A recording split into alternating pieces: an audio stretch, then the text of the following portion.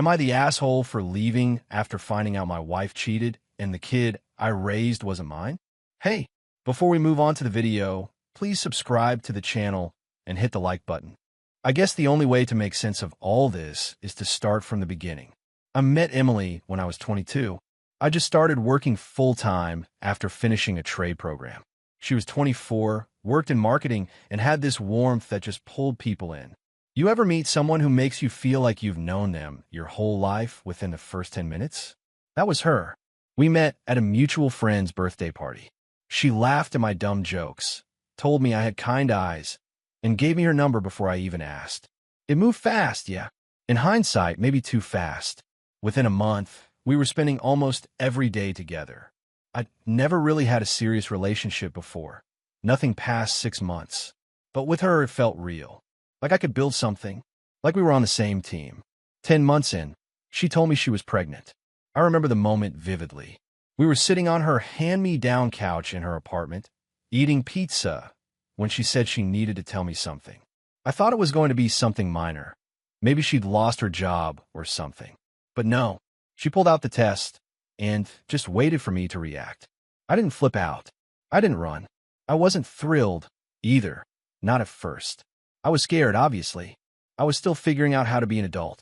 But I looked at her and I thought, if she's willing to go through with this, I need to be willing too. I stepped up. I got a second job doing deliveries in the evenings. I moved into her place so we could save on rent. I gave up my car and started biking to work so we could afford diapers and prenatal vitamins. Her family praised me every chance they got. "You're a real man," her dad said once, clapping me on the back. Emily picked a good one. My parents were proud too, even if they worried I was moving too fast. But I kept telling them, and myself, that I was ready. When our son, Dylan, was born, I cried. I know guys say that a lot, but I genuinely did.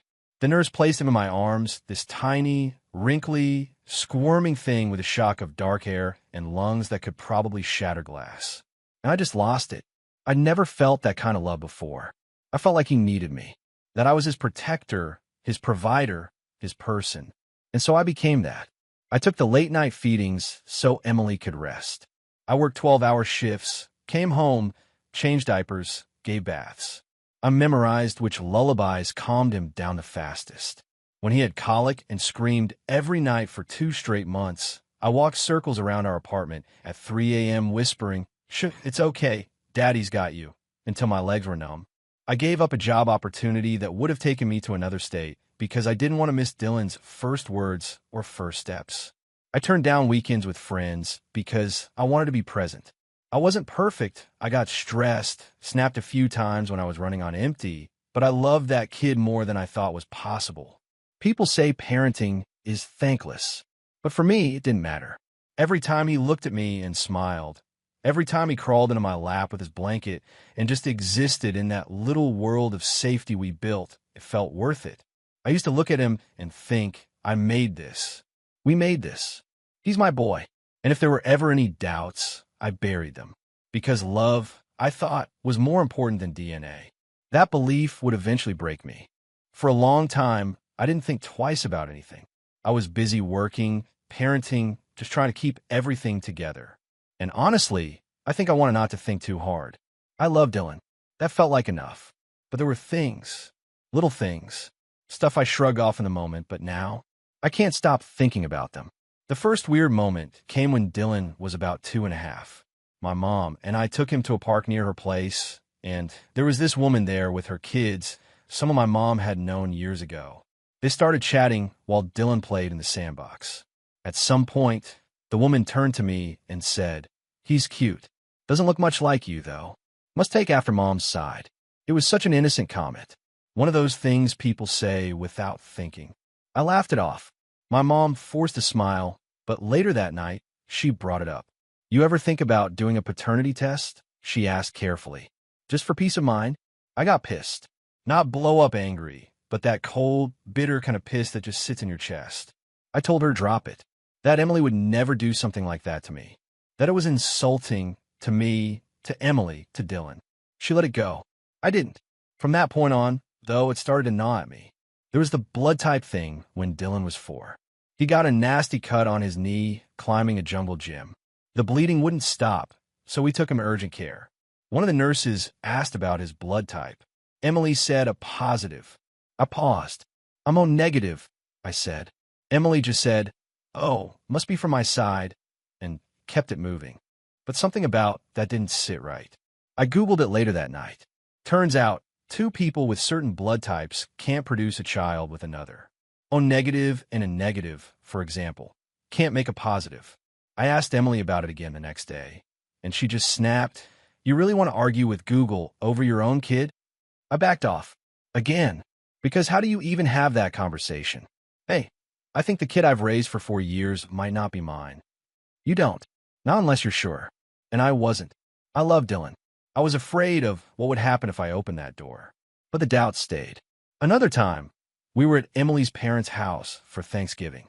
Her cousin Tyler got drunk and started mouthing off. He was loud, obnoxious, and always had a way of getting under people's skin. We'd never really gotten along, and he clearly didn't like that Emily had settled down with a blue-collar guy. At one point, after a tense conversation about politics, he muttered, "Can't believe you're playing dad to someone else's kid, man." I froze. So did Emily. "What did you say?" I asked.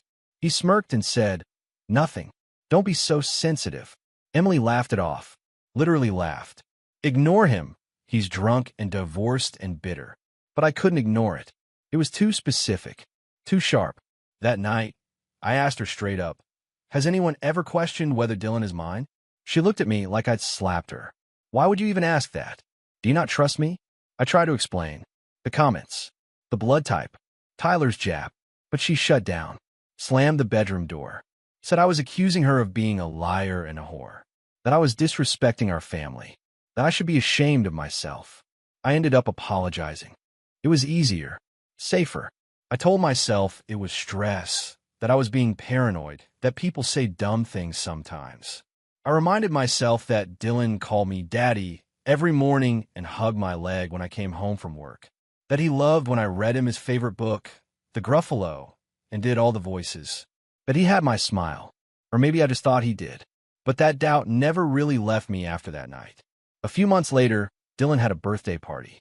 One of the moms pulled me aside and asked if I was just the stepdad or the bio dad too. She wasn't trying to be mean. She just didn't know. Said something like, "He looks like your wife's side. Those big hazel eyes." I laughed, but it hit like a punch in the throat. I started watching Dylan more closely after that. Watching Emily too. And the worst part was, I wanted to believe I was just insecure. That I was losing my mind. That I had a deep fear of being abandoned or replaced, and it was projecting onto this innocent little boy who had never done anything wrong. But I couldn't shake the growing feeling that something was off.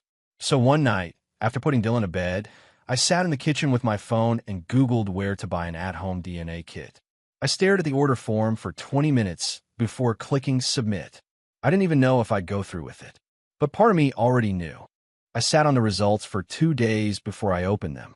The DNA test kit had been simple enough. A cheek swab from Dylan, one from me. I'd waited until Emily was out running errands, told Dylan it was a fun little science game. He giggled the whole time. I felt sick doing it. But the worst part wasn't the guilt. It was the knowing.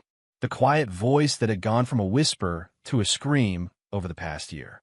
When the results came in, I opened the email alone in the garage with the car, turned off, and the door locked.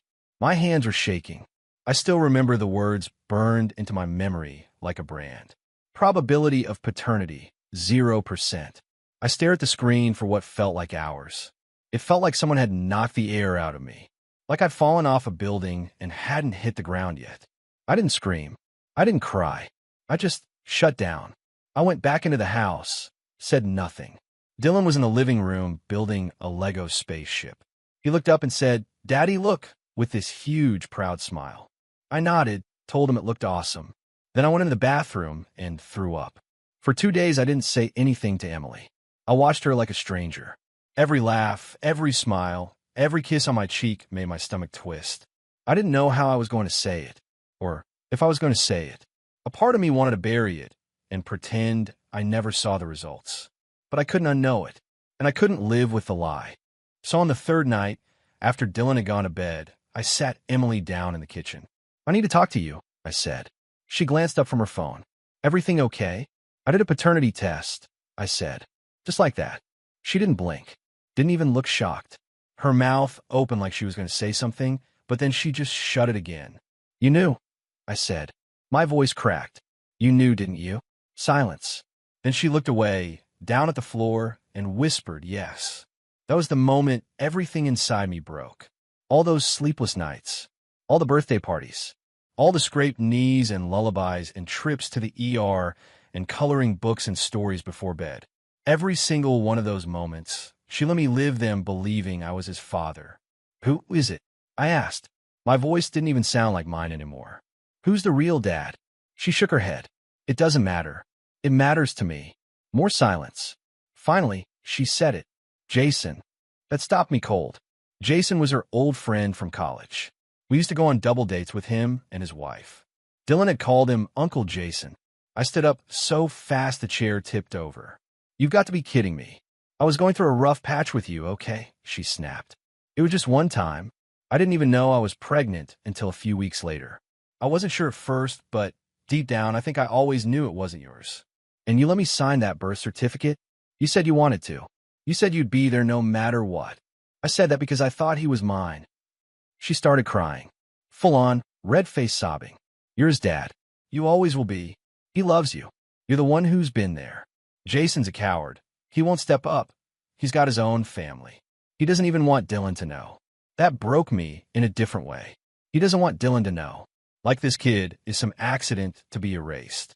Meanwhile, I've been breaking my back for 6 years trying to give him a good life. I need to leave, I said, grabbing my keys. Emily grabbed my arm. Please don't do this. You're going to destroy everything. He's going to be devastated. I looked her dead in the eyes. You destroyed it the second you lied to me. Then I left. I didn't even have a plan. I just drove, parked in a Walmart parking lot, and sat there for 4 hours staring at nothing. The sun came up, and I was still in the car, numb and empty. The next day, I called my brother and told him everything. He told me to come stay with him. I packed a duffel bag while Emily sobbed in the doorway. Dylan was at school. I couldn't face him. As I walked out, she shouted after me. He's still your son whether you like it or not. I didn't say a word. I just kept walking. But those words, they followed me. They still do. The days after I left felt like living in a vacuum. Everything was muted, quiet, numb. I stayed on my brother's couch, barely ate, barely slept. He kept trying to get me to talk, but I couldn't. How do you even begin to explain the kind of betrayal that breaks your sense of reality? I'd raised Dylan since he was born. I became a father in every way that matters, except the one that counts on paper. And now, all that effort, all that love, felt like it had been stolen from me. Like someone had ripped out a part of my life and told me, that was never yours. The worst part? I missed Dylan. I still missed him. Every morning, I'd instinctively check my phone for photos, videos, anything. I'd scroll through old messages where Emily had sent me clips of him riding his bike or singing in the car.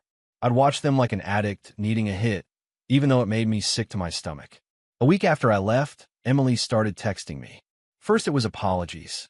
Then it turned into guilt tripping. You're abandoning him. He asks where you are every night. You're breaking his heart. I ignored them for a while. But the longer I stayed silent, the more aggressive she got. Then her parents got involved. I got a call from her dad, this man who used to call me son. His voice was cold, clipped. I don't know what kind of man walks out on a child just because of biology. I was speechless. He knew. She had told them. And somehow I was the bad guy. She lied to me for 6 years. I said, stunned. Still your kid. You think this is hard for you?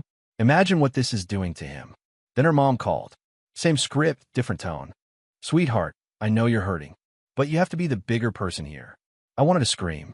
Be the bigger person? After being manipulated, humiliated, used?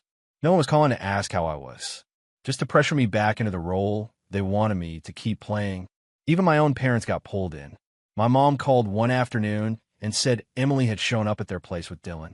He was crying, she said. He just kept saying, "Where's Daddy?" That broke me.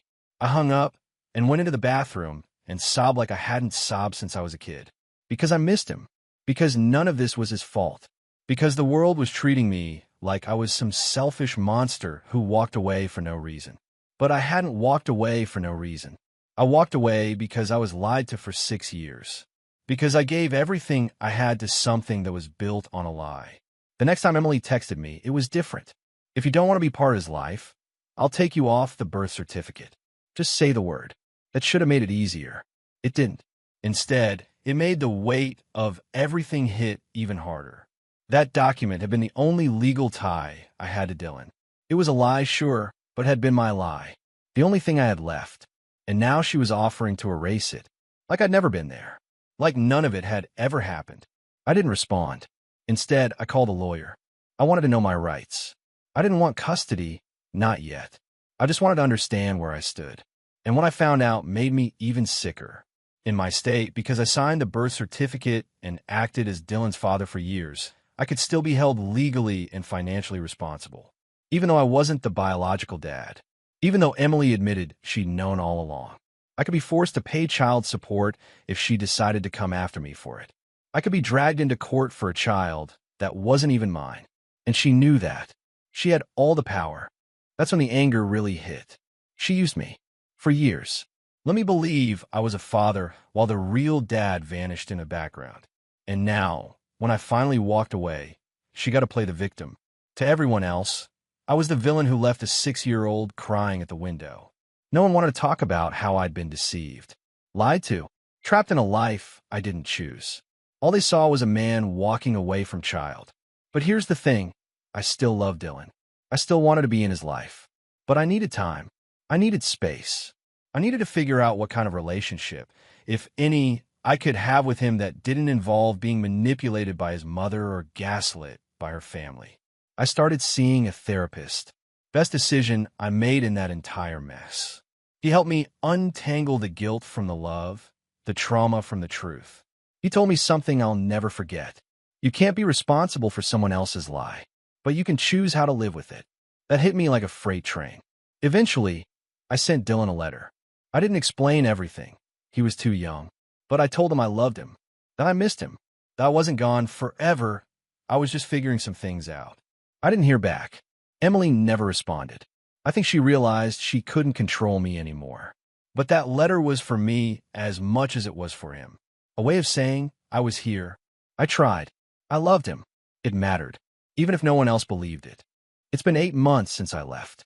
8 months since my world cracked open and everything I thought I knew about my life turned to ash. 8 months of therapy, reflection, anger, guilt, and grief. Emily never came after me for child support, at least not yet.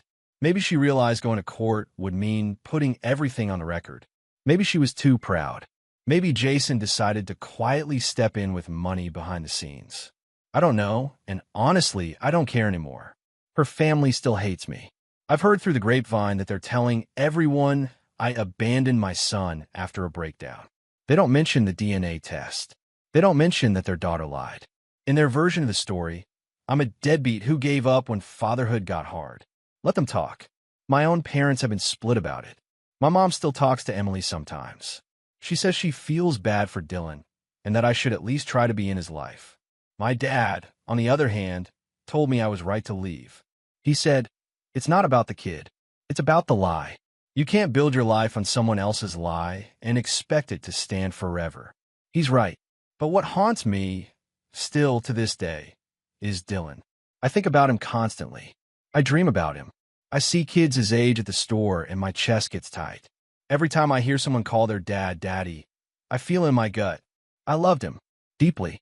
Purely. Unconditionally. And yet, I also had to walk away. Because staying would have meant living in a prison built on someone else's betrayal. Staying would have meant letting Emily control the narrative, control me, forever. I wasn't just betrayed, I was used. But the hardest thing I've ever done was leaving that kid behind. And I'm not proud of it. I'm not at peace with it. I'm just surviving. In the past few months, I've started building a new life. I got my own apartment. I finally went back to the gym. I've even started dating again. Slowly, carefully. I'm upfront about everything. I can't afford another lie. Therapy has helped. I've learned that love doesn't cancel out betrayal. That just because you feel something doesn't mean you have to stay in it. I'm learning to forgive myself for believing the lie and for not catching it sooner. for giving so much to something that never had a solid foundation. One day, maybe I'll hear from Dylan. Maybe he'll find that letter and come looking for answers when he's old enough to understand. I don't know what I'll say, but I know I'll tell him the truth. That I loved him, that I never walked away from him. I walked away from a lie I didn't deserve. So, am I the asshole? People ask that, right? I know this isn't a typical post with a clear-cut answer, but sometimes I still wonder if I could have done it differently. If I should have stayed, fought harder, found a middle ground. But the truth is, I did what I had to do to save myself. And if that makes me the villain in someone else's story, so be it. Thanks for watching. If you enjoyed the video, please subscribe to the channel and hit the like button.